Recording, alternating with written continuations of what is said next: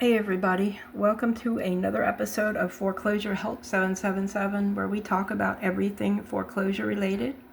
Guys, this is our private Facebook group where you're welcome to join us if you're going through foreclosure and you need to be with other like-minded people that can help you. That's what we're here for, to help each other. Today we're going to talk about some ways you can buy time if you're in foreclosure. So I've made a little summary sheet that'll help you guys. Ways to buy some time if you're going to go through a foreclosure. The first thing you could do to buy some time is to send a QWR letter to your servicer. A QWR letter is a qualified written request letter, and I can show you what that looks like. I have templates on my website as well as what I have here. But your basic QWR letter, you put your name and address at the top and the date, the mortgage servicer's name and address, and then you want to write QWR, qualified written request for a mortgage account. Put in your loan number there and your property address, and you just basically write, "Sir, dear sir or madam, I am writing to submit a qualified written request in accordance with the Real Estate Settlement Procedures Act, or RESPA, regarding the above referenced mortgage account. Specific information requested." And this is where you want to get specific. You want to ask for a complete detail of your account history, your escrow account information, and again, you can put this information in your own QWR or tailor it to your situation. And so they will send you what you ask for in most cases. If you get a complete account history, then you can look at your account history and the dates and amounts of all your payments to see if they were correctly applied to your loan. Same goes for your escrow account. A lot of times servicers will abuse us by not correctly crediting your payments or charging you too much in your escrow account. All kinds of things they try to do to push you into foreclosure. Loan modifications. You can, if you did request one or get one, you can ask that they send you copies of your loan mods. It's always good to look at those to see if there's anything wrong with the loan mods. Sometimes they don't even sign it, which makes the contract invalid. It has to be signed by both parties. A fee breakdown, you want to ask for that, for any fees that are charged to your account, any inspection fees or legal fees. Your current loan status, a statement outlining the current status of your loan, any other relevant information. Now, I added on here, you want to get a copy of your promissory note, mortgage or deed of trust, and any assignments. And allonges as well. If an allonge is part of the deal, you want to ask for that as well. Anyway, they have to give you this information within a certain period of time or they violate RESPA. So it's always good to send a QWR to them and send it certified mail. So if you're about to go into foreclosure, it will stall because they cannot keep going with foreclosure if you send them a QWR before they do it. Just something to keep in mind. It doesn't prevent it completely, but it does helps buy some time. Okay, so the next thing we're going to look at besides the QWR, go back to this, ways to buy time. Okay, so besides a QWR, you could request a loan modification. A lot of people, especially if you're in a non-judicial state where they can just sell your house out from under you, if you request a loan modification, they can't technically foreclose if you're in the middle of one. So it's always good to think about doing that if you're in that situation.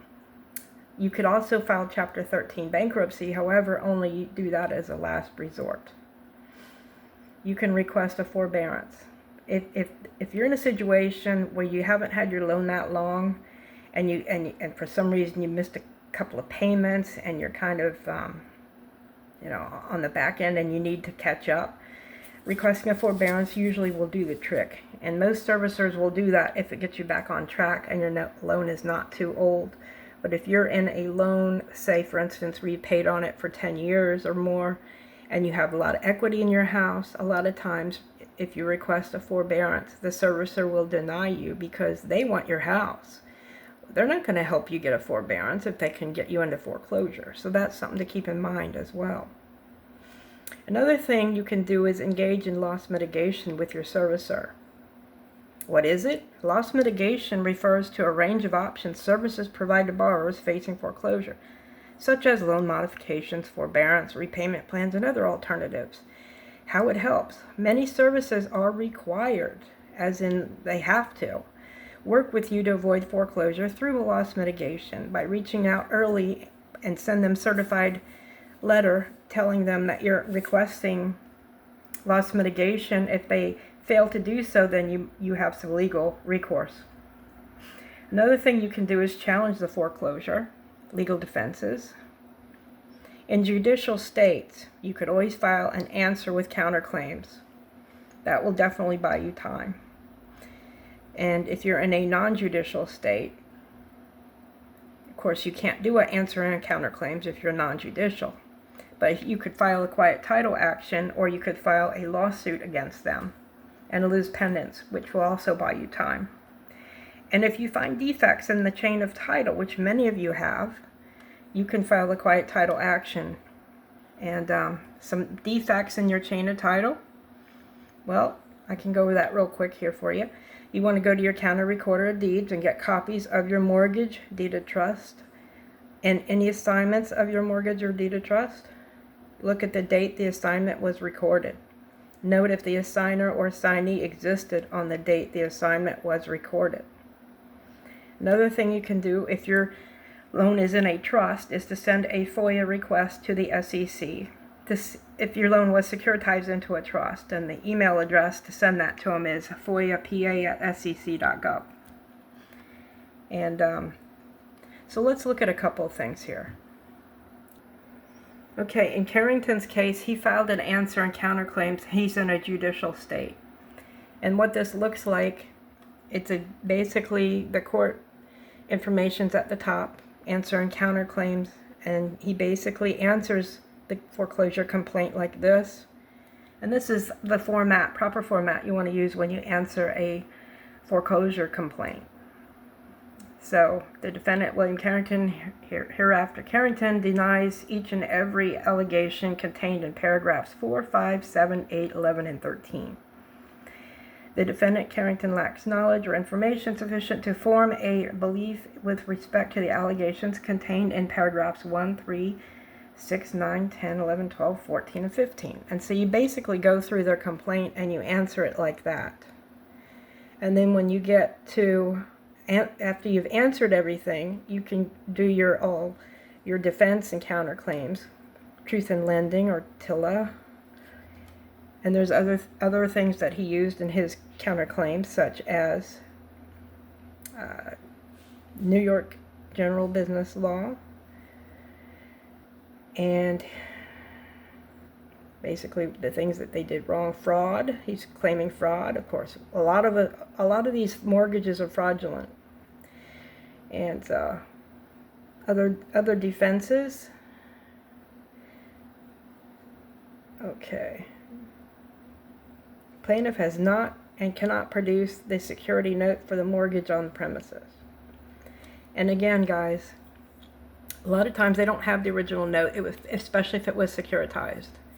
So you can always bring these up in your defenses and counterclaims, and we do have information on my Facebook page about how to answer these better. So if you have any questions, you can leave them in the comment section below, or join me on my Facebook page if you want to see some answers and counterclaims. The next thing we're going to go over is to look at an assignment of deed of trust. An assignment of mortgage or an assignment of deed of trust are basically the same thing, except deed of trust is in non-judicial states and mortgage is in judicial states. And in this case, this is a deed of trust where you can see the date on it. You want to see the recorded date on it to see when it was recorded. In this case, it was recorded in 2019. Let's see. Here it is, the 22nd day of October 2019. And who is the assigner? Let's see. Ooh, it's NationStar Mortgage. Now, in 2019, NationStar Mortgage did not exist. And you can go to Google and you can say, when did NationStar become Mr. Cooper? And AI is saying NationStar Mortgage changed its name to Mr. Cooper in August of 2017. Okay, so in 2019, when they filed this assignment, it was not, NationStar did not exist when this assignment mortgage was recorded. So that makes it defective. It's things like that you need to look at. Did the assigner or assignee exist? If it's in a trust, is it really in a trust? These are questions that we are all asking, because many times these trusts don't exist, or your mortgage is not in a trust, even though the pretender lender says it is. You know better than that, guys. It's always the servicer foreclosing, never the trust. Although they say they're doing it on behalf of the trust, it's never the trust. Okay, guys, lastly, I'm going to let y'all know of a publication I think is really interesting and everybody should read it. It's called Report on Fraudulent and Forged Assignments of Mortgages and Deeds in the U.S. Foreclosures. And it was published in 2010 by Nye Lavelle. And I did post it on my Facebook page, and it's chock full of good information that you guys should read. And I think it would be helpful for everyone to get really educated about how these are defective and fraudulent. So if you want to request a copy of this, just go to Foreclosure Help 777. As you can see, I posted it right here. So it's also under Files. If you go to the Files section, you'll see it there as well. Okay, so if anyone has questions, you can leave them in the comment section below. And as always, everyone have a blessed day.